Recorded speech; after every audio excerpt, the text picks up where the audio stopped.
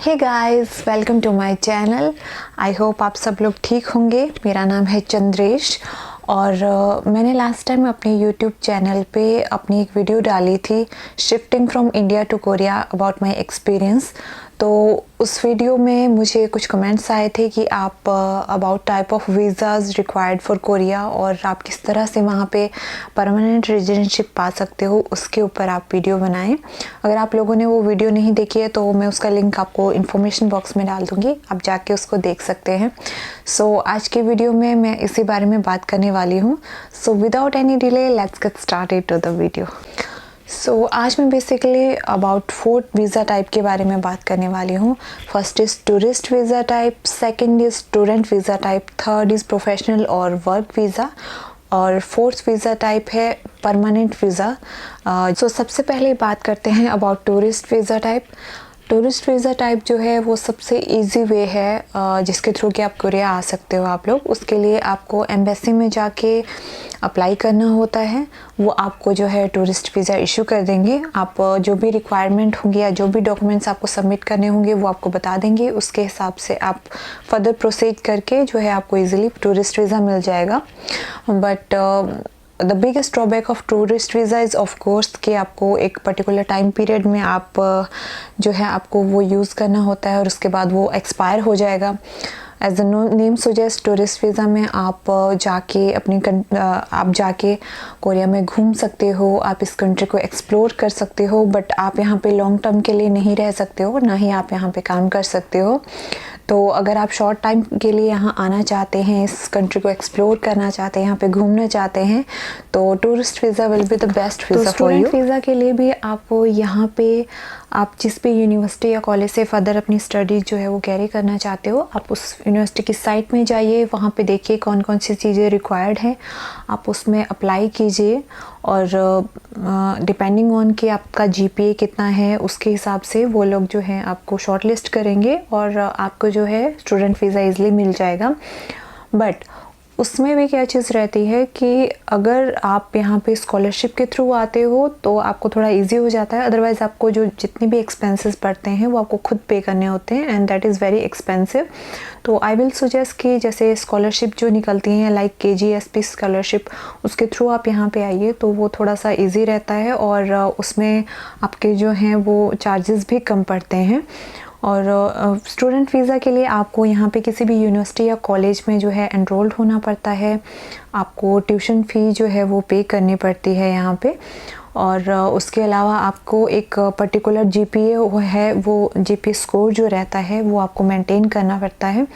और student visa के भी कुछ ड्रॉबैक्स हैं, लाइक आप परमानेंटली लॉन्ग टर्म जॉब यहाँ पे नहीं कर सकते हो, आप पार्ट टाइम जॉब कर सकते हो यहाँ पे, और वो भी कुछ लिमिटेड पार्ट टाइम जॉब्स होते हैं जो कि आप कर सकते हो। Wide range of part time jobs आप नहीं कर सकते और उसमें भी लिमिट्स होती है कि आप कुछ आवर्स के लिए ही वो जॉब्स कर सकते हो। एजुकेशन जो है वो हायर एजुकेशन कंसिडर करना चाहते हो यहाँ से, तो स्टूडेंट वीज़ा जो है आपके लिए ग्रेट ऑप्शन है। आप यहाँ पे कुछ सालों के लिए रह सकते हो, आप देख सकते हो यहाँ पे कैसा कल्चर है, कैसा माहौल है, और उसके हिसाब से आप फर्दर कंसिडर कर सकते हो। सो अब हम बात करेंगे अबाउट द वर्किंग वीज़ा और employment visa, that is e visa series. इस सीरीज़ में क्या रहता है कि आपको कोई कंपनी या फिर इंस्टीट्यूट जो भी आप फर्दर जॉब करना चाहते हो, कोई ना कोई आपको चाहिए स्पॉन्सर करने के लिए, जो आपको कोरिया के लिए स्पॉन्सर करे। वीज़ा के लिए आपको एम्प्लॉयड होना पड़ता है, आपके पास एक वर्क परमिट होना चाहिए, एक वर्क कॉन्ट्रैक्ट होना चाहिए जहाँ पे भी आप काम कर रहे हो कंपनी के थ्रू, या फिर किसी इंस्टीट्यूट में फर्दर रिसर्च करना चाहते हो तो उसका आपके पास एक वर्किंग कॉन्ट्रैक्ट होना चाहिए। अपने ड्रॉबैक्स हैं, लाइक अगर आप यहाँ पे बिज़नेस करना चाहते हो या फिर आप फ्रीलांसिंग करना चाहते हो तो आप ये सब नहीं कर सकते हो। और अगर आपका मान लो कॉन्ट्रैक्ट जो है वो टर्मिनेट हो जाता है या फिनिश हो जाता है, उसके बाद आपको जो भी स्पॉन्सर कंपनी कर रही है या फिर जो भी इंस्टीट्यूट आपको स्पॉन्सर कर रहा है, इट डिपेंड्स ऑन देम कि वो आपको फर्दर जो है आपका कॉन्ट्रैक्ट रिन्यूअल करना चाहते हैं कि नहीं। अगर आपका कॉन्ट्रैक्ट फर्दर रिन्यूअल नहीं होता है तो आपको वापस अपनी कंट्री भेज दिया जाएगा। आपको यहाँ के टैक्सेस पे करने होते हैं, आपको यहाँ पे इंश्योरेंस पे करना रहता है। तो this was the second visa type, work visa type. And now we will talk about third visa type and बात करेंगे एफ वीज़ा टाइप के बारे में। एफ वीज़ा टाइप में भी डिफरेंट टाइप की सब कैटेगरीज हैं। सो सबसे पहले बात करते हैं F2 वीज़ा टाइप के बारे में, then we will talk about F5 visa and F6 visa. F2 visa is a resident visa and F5 visa is permanent residentship visa and F6 visa is अगर आप किसी कोरियन से शादी करते हो तो 6 वीज़ा टाइप। तो अब बात करते हैं F2 वीज़ा के बारे में। F2 वीज़ा जो है वो थोड़ा सा फ्लेक्सिबल वीज़ा टाइप है। You are not bound to any activity. मतलब कि अगर आपके पास F2 वीज़ा है तो ज़रूरी नहीं है कि आपको जॉब ही करनी है। अगर आप चाहें तो आप जॉब कर सकते हैं, आप अगर चाहें तो आप जॉब नहीं भी करें। ज़रूरी नहीं है कि आप जॉब करेंगे तभी आपको जो है यहाँ पे रुकने दिया जाएगा। अगर आपके पास F2 वीज़ा टाइप है तो यू आर फ्लेक्सिबल कि अगर आप काम करना चाहो या फिर काम नहीं करना चाहो, और आपको फाइनेंशियल जो है वो इंडिपेंडेंस भी मिल जाती है अगर आपके पास F2 वीज़ा टाइप है।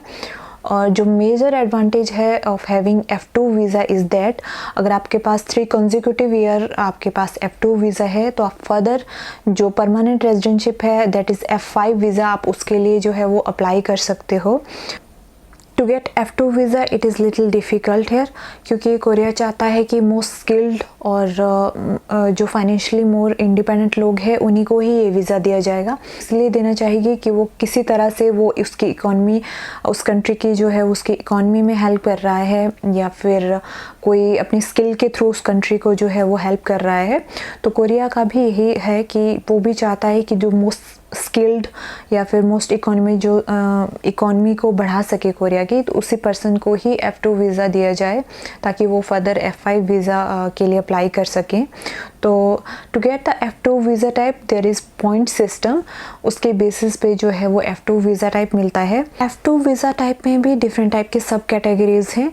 अभी मैं जिस कैटेगरी के बारे में बात करने जा रही हूँ that is F27 visa type. If I am not wrong, yes I am talking about F27 visa type. और इसमें क्या रहता है कि इसमें पॉइंट बेस्ड जो है वो अवॉर्ड सिस्टम रहता है ताकि आप फर्दर जो है वो F5 वीज़ा अगर आपको लेना है, उसमें क्या रहता है कि आपके टोटल जो है वो 125 पॉइंट्स रहते हैं और उसमें से आपको 80 पॉइंट्स जो है वो अचीव करने होते हैं। और जो ये पॉइंट सिस्टम होता है दैट इज़ बेस्ड ऑन आपकी एम्प्लॉयमेंट के ऊपर बेस्ड करता है, ये आपके एजुकेशन के ऊपर बेस्ड होता है, योर फाइनेंसेस एंड ऑल्सो कि आप की जो कोरियन लैंग्वेज का स्किल है वो कितना अच्छा है, इसके ऊपर भी ये चीज़ें जो है वो डिपेंड करती हैं। तो मैं 1 बाय 1 इसके बारे में अभी आपसे बात करूँगी। इन पॉइंट्स को फिल करने के लिए आपको सर्टेन अमाउंट ऑफ अचीवमेंट जो है वो शो करनी पड़ेगी, जिसके बेसिस पे कि आपके पॉइंट्स बढ़ते जाएंगे। तो सबसे फर्दर एंड फॉरमोस्ट जो इम्पॉर्टेंट पॉइंट है वो है आपकी एजुकेशन। आपकी जितनी ज़्यादा एजुकेशन होगी उतने ही ज़्यादा आपके पॉइंट्स होंगे। लाइक अगर आपके पास PhD की डिग्री है, आप ऑलरेडी PhD कर चुके हैं, तो आपको सबसे ज़्यादा पॉइंट्स मिलते हैं। और PhD के लिए जो पॉइंट्स है दैट इज़ 35 पॉइंट्स। तो आप सोचिए कि अगर आपको 80 पॉइंट चाहिए तो अगर आपके पास PhD है तो 30 पॉइंट्स आपको सीधे ही मिल जाते हैं। और उसमें भी डिपेंड करता है कि अगर आपने PhD जो है वो कोरिया से की है तो उसके भी अलग से आपको पॉइंट्स मिलते हैं। अगर आपने मास्टर्स कोरिया से की है तो उसके भी आपको अलग से पॉइंट्स मिलते हैं। और अगर आपने किसी फेलोशिप जो है आपके पास KGSP फेलोशिप है तो उसके लिए भी आपको एक्स्ट्रा पॉइंट्स मिलते हैं। तो ये पॉइंट्स भी आपके उसमें जुड़ते जाते हैं। और दूसरी जो चीज़ जो इसमें बहुत मैटर करती है दैट इज़ एज लिमिट। अगर आपकी एज लिमिट 30 to 34 है, आप इस रेंज में जो है वो आपकी एज है, तब भी आपको बहुत ज़्यादा पॉइंट मिलते हैं। That is highest point that is 25। आपको 25 पॉइंट्स जो है वो सीधे मिल जाते हैं। अगर आपकी एज 25 to 30 है तब आपको 23 पॉइंट्स मिलेंगे। इस तरह से जो है पॉइंट्स वेरी करते हैं। एंड फर्दर अगर आपकी एज बढ़ती जाती है तो भी आपके पॉइंट्स जो हैं वो थोड़े कम होते जाते हैं।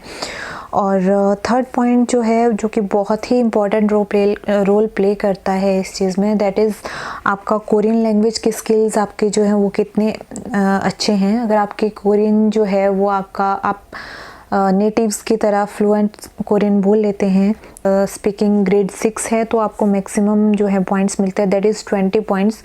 तो आप सोचिए अगर आपके पास एजुकेशन भी आपकी हाई है, आपने स्कॉलरशिप्स भी जो हैं वो अवेल किए हैं यहाँ पे, आपकी कोरियन स्पीकिंग स्किल्स अच्छे हैं और आपकी एज जो है वो 30 to 35 या फिर 25 to 35 अगर रेंज के बीच में है तो आपके पॉइंट्स जो उतने ज़्यादा बढ़ते जाएंगे।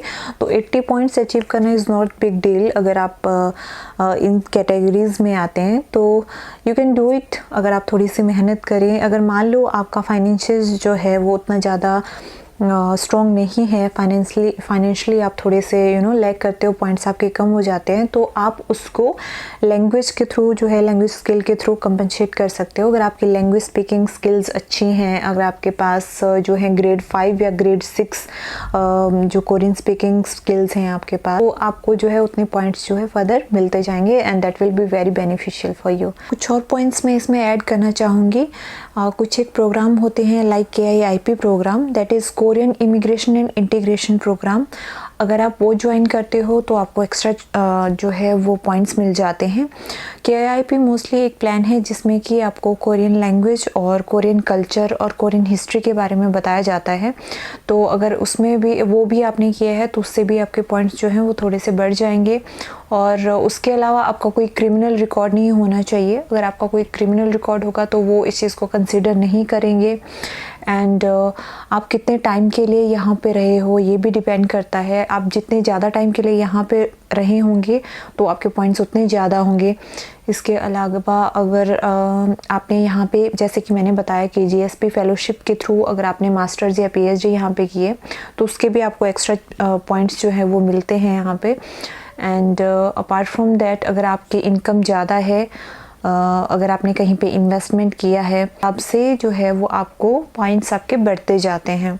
F2 वीज़ा टाइप से अगर आप F7 वीज़ा टाइप में जो है चेंज करना चाहते हैं अपने वीज़ा को, तो उसके लिए आपको कुछ डॉक्यूमेंट्स जो हैं वो चाहिए होंगे, कुछ फ़ीस लगेगी आपको अपनी ARC चेंज करनी होगी, आपको अपना पासपोर्ट लेके जाना होगा। वो जो है वो आपको एम्बेसी में आपको बता देंगे कि कौन कौन सी चीज़ की रिक्वायर्ड होगी। मोस्टली 1 लाख वॉन फ़ीस चाहिए होती है फॉर वीज़ा ट्रांसफ़र, और न्यू ARC बनने के लिए आपको 30,000 वॉन जो है वो कोरियन वॉन वो आपको चाहिए होते हैं। आपको एक पासपोर्ट साइज़ फ़ोटो लेके जाना होता है। For today's video guys, I hope मैंने बहुत सारी चीज़ों को जो है इसमें कवर कर लिया है। अगर मेरे से कुछ चीज़ें छूट गई हों तो आप मुझे प्लीज़ कमेंट करके बताइएगा। और अगर आपको ये मेरी वीडियो हेल्पफुल लगी और आपको मेरी वीडियो पसंद आई तो प्लीज़ लाइक कर दीजिएगा, मेरे चैनल को सब्सक्राइब कर दीजिएगा और वीडियो को शेयर कर दीजिएगा।